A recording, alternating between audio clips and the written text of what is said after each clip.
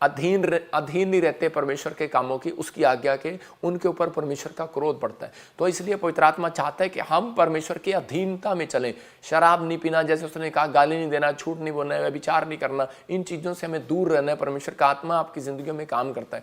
हम देखते हैं इफिसियों 5:24 में कि अधीनता कह रहा है कि बड़े बड़े रास्तों को खोलती है। हो सकता है कि आपकी लाइफ में कोई काम ऐसा हो गया हो और आप आगे ना बढ़ पा रहे हो, लेकिन परमेश्वर किन लोगों के रास्ते खोलता है। याद रखना, कह रहा है जब कलीसिया मसीह के अधीन रहती है, और कह रहा है कि जब विश्वासी पास्टर के अधीन रहता है, बच्चे जब माँ बाप के अधीन रहते हैं, और तो उसके बाद परमेश्वर का आत्मा कहता है कोई माइकलाल आपकी आशीष को नहीं रोक सकता। आपकी आशीषें खुलेंगी यीशु मसीह के नाम में।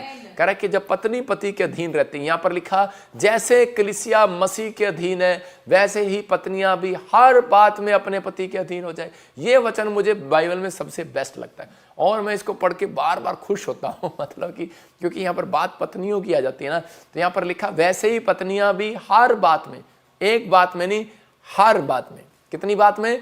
हर बात में अपने पति के अधीन रहे। लेकिन पता क्या करती हैं आजकल की औरतें? आजकल की औरतें हर बात में अधीन नहीं रहती। वो कहती हैं कि परमेश्वर ने कहा ठीक है अधीन रहना है, चर्च जाएंगे अधीन रहेंगी, बाइबल पढ़ेंगे अधीन रहेंगी, लेकिन घर में आएंगे बेलन तू खाएगा हम नहीं खाएंगे। तो मतलब कि क्या है कि उसके साथ हर बात में अधीन रहना है वहाँ पर, क्योंकि उसकी माँ ने सिखाया होता है। कहते बेटे नहीं, कहीं ऐसा ना हो कह रहा है दमाद हाथ से निकल जाए, उसको थोड़ा कंट्रोल में रखना है, उसके ऊपर थोड़ा सा रोब शासन रखना है। लेकिन ये नहीं पता, कह रहा है कि कई बार कह रहा है जब आप अधीन नहीं रहते, इसलिए औरतों के तलाक होने शुरू हो जाते हैं।